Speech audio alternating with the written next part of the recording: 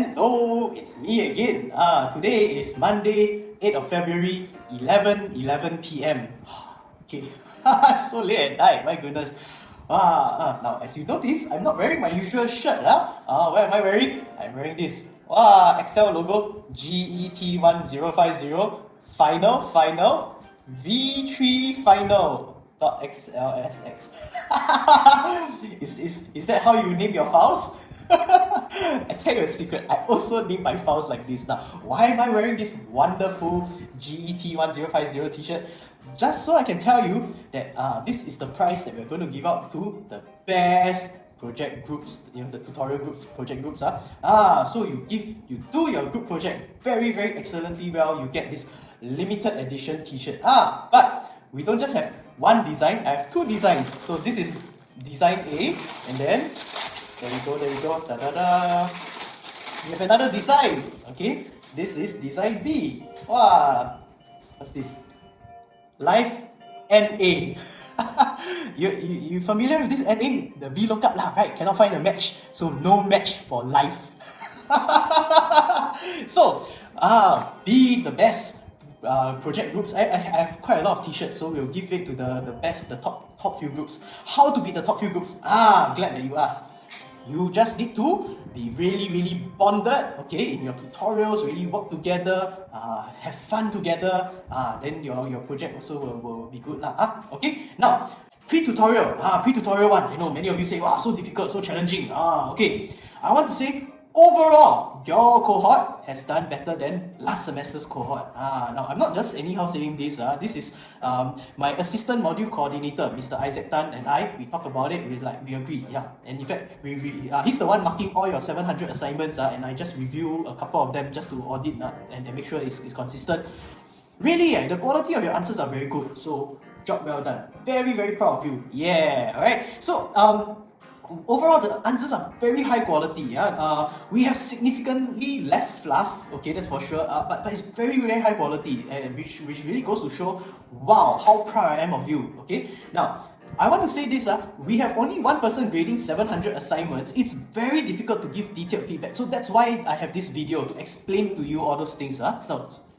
So one thing to note is that most of you will get this comment, good analysis, but your answers can be elaborated further. What does that mean? Okay, so let me explain, since this is what most of you will get. Yeah. So I know most of you struggle with the word count. So you got a lot of things to say, but only so much. Because you see, the T in GET stands for thinking and expression. The more you can think, the more you have to say, correct? But if you cannot say in a concise manner, then you also lose the crowd. So that's the expression component. So we want to make sure that you are able to communicate in concisely. That's the main point. Yeah. So of course you're going to say, how you expect us to elaborate if the word count is so small? Actually, it's not that short. So the thing is this, it's more important to focus on depth than to focus on breadth. Okay, I know a lot of you like to do breadth, and then you say, okay, I say A, B, C, D, E, F, G. Wow, it's like machine gun. Hopefully you catch something, right? That's not how we work in university. In university, we want you to go for depth, because if you do breadth, then what happens? You can. It's very superficial. You're just going to say A, B, C, D, E, F, G, and any primary school kid can kind of point out all these superficial things, right? So we want you to go deeper, depth. Yeah. So you don't have to cover A to Z. You just need to find one thing, one issue, and really go all the way in with it. All right. Now, so that is really how you satisfy the word count and be able to elaborate. Now, there are two common mistakes that I want to highlight. Now, majority of students, they tend to end the analysis by saying, there is no correlation between these two variables. Now, if you want to say there's no correlation, okay, you need to explain the implications of there not being any correlation. Okay, you cannot just say, this one no correlation, full stop. There's a lot of things in this world that have no correlation, right? There is like if the dog, there's a dog walking outside and then it suddenly poops on the floor. It has no correlation with me. Now, if I just tell you this, there's no correlation between me speaking and the dog pooping. Okay, right? No significance, right? So it's kind of a moot point to just go around saying there's no correlation. You need to go one step further. There's no correlation, and the implication of there not being a correlation is this. That's how you really, seal the deal, yeah? So here's an example in pre-tutorial one. Like for example, Miss Like Money, yeah? She's only interested in profit, correct? Because she like money, get it? Haha. Okay, but, so then the question is, what, like no correlation with customer satisfaction, right? So she like money, why she care about customer satisfaction? So you need to say why that matters, why there's no correlation, why that matters. So you need to at least highlight that. I know we demonstrated all this in the interactive story game, but you don't need to think about these issues. I mean, there's only so much that we can cover in the story game, yeah? If we cover too much, then people will say, why your story so lengthy and blah blah blah, so hope you understand that. One thing that comes up quite a lot is that many students insist on holistic assessment, but there's no explanation on why holistic assessment is important or worthwhile, yeah? So you can't just say holistic like it means something, yeah? So I want to highlight your attention to this, and this will come up again and again in pre-tutorials and even in the group project. What is it? You see, there is a difference between description and prescription, yeah? So I can say something, like description is to describe the thing, right? Like I say this thing is holistic. If I'm saying it in a descriptive manner, I'm just saying, it's holistic in the sense that it covers many things, okay? But I'm not saying holistic therefore good. I'm just saying, this is a very holistic assessment, it's covering many things. Okay, fine, yeah, that's description. Prescription is to make the claim that holistic therefore good. Now, here's the thing, the label holistic is a descriptive label, right? So we just say, holistic assessment, so look at many perspectives. But you notice one thing, how do we link holism, the holistic assessment with therefore we should do it, or therefore it's good? There is that gap in the knowledge. So we do need to say something about it.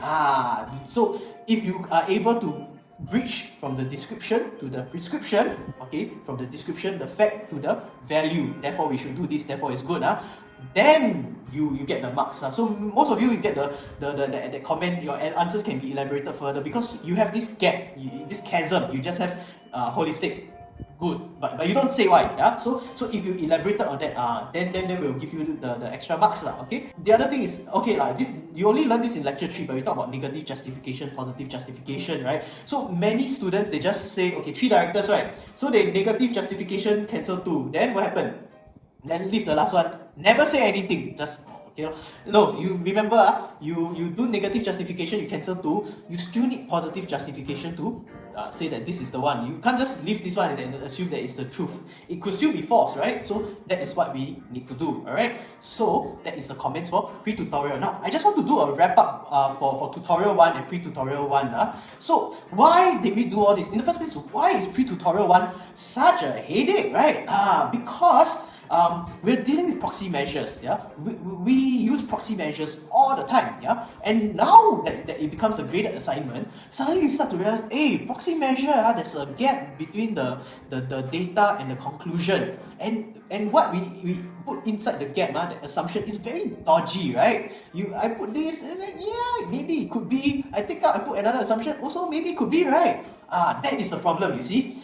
And I want you to recognize just how iffy it is, okay? Proxy measures are influenced, okay, as you have learned in our tutorial 1, right? It's influenced by what we think we know and what we really know. So a lot of it is assumptions. Assumptions, prejudices about what we think about other people. Yeah. Now, the thing is, how true is it? Now, we use proxy measures all the time. Even in the Singapore government, like a typical proxy measure is what? How subsidies, right? Government subsidies. So government will determine how much subsidy you get based on how big or how many rooms of a HDB flat you own. So if you have 3-room, the 3-room flat is a proxy measure that you don't earn so much.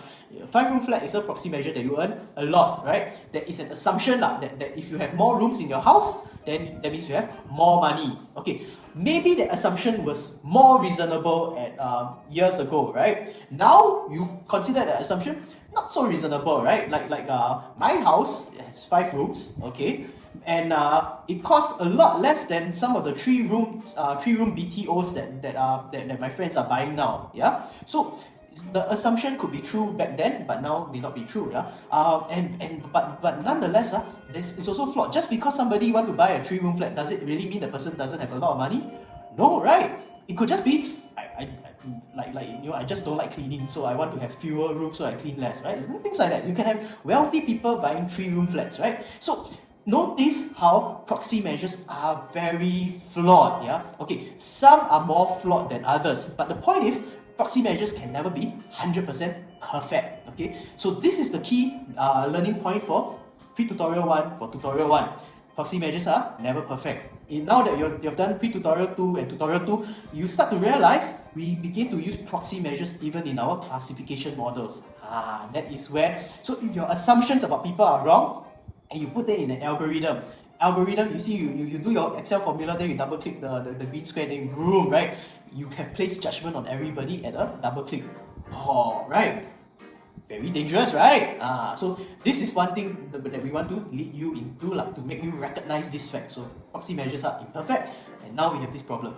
Okay, anyway, so that's all I want to say, and I wish you all the best for week 5 and week 6. Now, let me just say, lecture 5 and lecture 6, it's a bit more tedious, a bit more abstract. So please do the working on paper, pen and paper, do the working. Because many of us have a hard time trying to process very abstract things. So it helps to do the working. Now, you will find that the questions are a bit more tedious, but this is the very important phase of the module, okay? Do this well, it will really prepare you when we start coding in the week 7 onwards. This is the foundation. You do this drill, but after recess week, you come back, wow, you'll be very good at all these things. Okay, now, anyway, before I end, I just want to say, Chinese New Year is coming around the corner, so ta-da! Normally, if in a physical class, I will buy fortune cookie for everybody, for my students But since I can't meet you face to face, so I'm just I bought this one fortune cookie to share with you. Okay, so let's see what is the fortune for today. Okay, da-da-da. By the way, fortune cookie is not a Singapore Chinese tradition. Okay, so let's see. Okay, let's break the fortune together. Hwada! Okay, da-da-da. Okay, so da-da-da. Let's see, what is the fortune? Wow! It says, you have strong luck in your romance today. Wow! Okay. I know some of you single people or not interested in relationship. This one not relevant. Okay. I give you one more fortune. Okay. Okay. One more. Okay. What fortune will we have today? Come.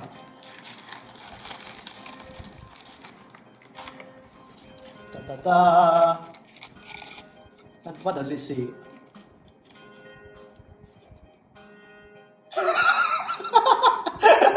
Today's fortune is repress your desire to spend money.